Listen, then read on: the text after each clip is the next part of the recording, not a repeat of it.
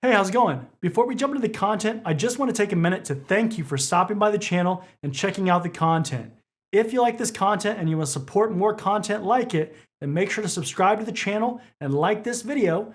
You can also check out the YouTube membership program and cybertrainingpro.com, where I put practice exams and other things that I couldn't put on YouTube.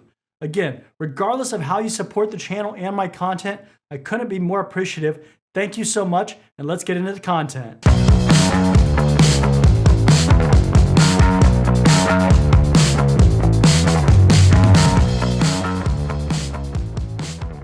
Welcome back to Policy Writing 101 for GRC professionals. In this module, we'll explore the foundations of effective policy writing. We'll discuss what makes a good policy, the key characteristics that you should strive for, and the common pitfalls to avoid. By the end of this module, you'll have the tools to create clear, concise, and effective policies that support your organization's goals. Let's begin by breaking down the elements that make up a good policy. Each of these components that we're going to cover plays a crucial role in ensuring that your policy is both effective and enforceable. First and foremost, every policy should have a clear purpose and objectives. This answers the fundamental questions. So why does this policy exist? And what are we trying to accomplish with this policy? For example, a data privacy policy should clearly state that its purpose is to protect personal information and ensure compliance with data protection laws.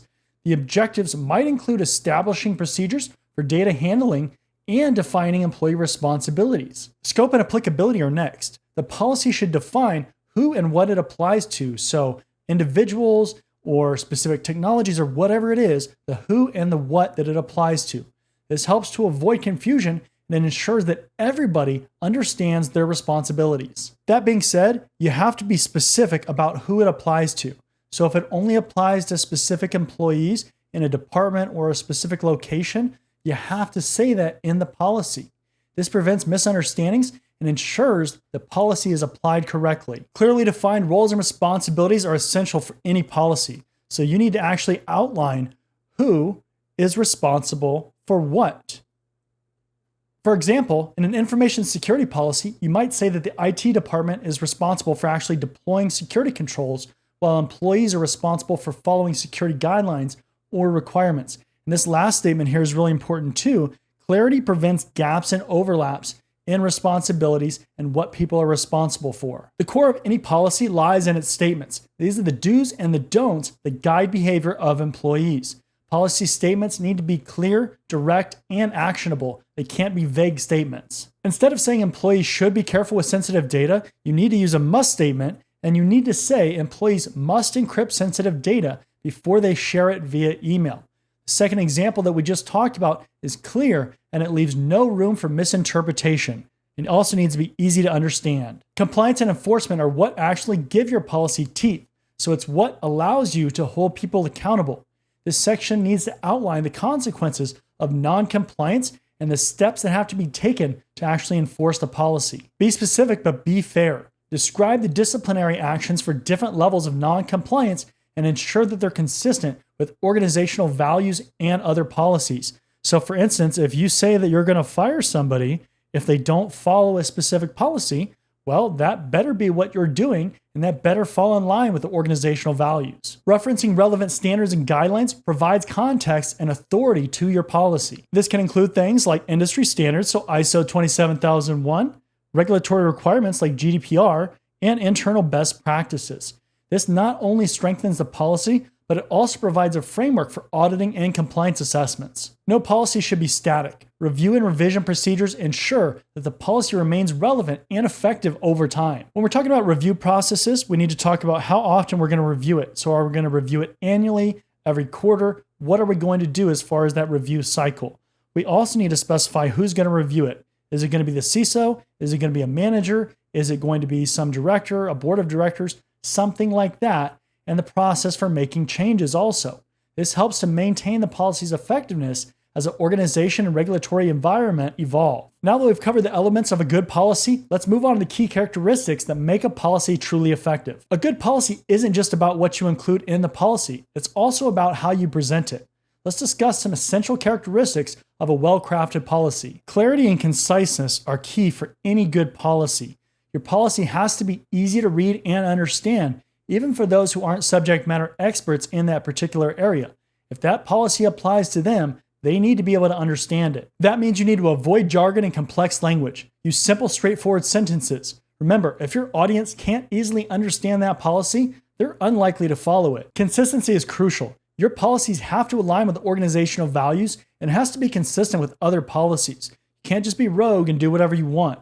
For example, if your organization values transparency, your policy needs to reflect that by clearly explaining the reasoning behind the rules. Additionally, ensure that your policies don't contradict each other. This can lead to confusion and non-compliance across the board. Your policy has to comply with all relevant legal, regulatory, and contractual requirements. This is non-negotiable, so you can't just decide not to do it. That means you have to stay up to date with changes in laws and regulations that are going to affect your industry or company.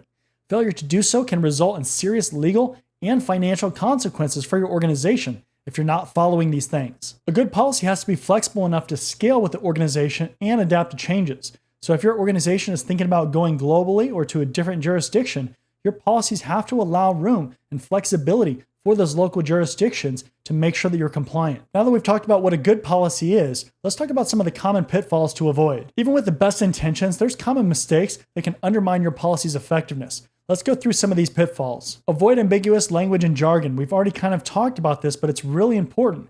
If your policy is open to interpretation, it won't be effective for anybody. Be specific and avoid industry jargon that might not be easy to understand by everybody. Clarity is also key to ensuring that everybody knows what's actually expected of them. Finding the right balance between restrictive and vague is crucial. An overly restrictive policy is going to hinder productivity and innovation, while a vague one won't provide enough guidance for people to actually follow. Strive for a balance that provides clear boundaries, but it also allows for reasonable flexibility. Not involving key stakeholders is a common mistake. Policies that are created in isolation often fail because they don't consider the practical realities of different departments. Involve stakeholders early in the process. I'm telling you, this will help you out so much. This not only improves the quality of the policy, but it's also going to increase buy-in and compliance. Inconsistent structure and format can make policies difficult to read and understand. Stick to a standard format for all your policies in your organization. This makes it easier for people to find the information that they need and ensures a professional and cohesive presentation. Especially over your career, you're probably going to create templates that you like using and that you can continue to take with you to different employers. In this module, we covered the essential elements and characteristics of effective policies, as well as some common pitfalls to avoid. By keeping these principles in mind, you'll be well equipped to write policies that are not only effective, but also sustainable and adaptable. In the next module, we'll dive into the policy development framework and we'll explore the step-by-step process of creating and implementing a policy. I'll see you there.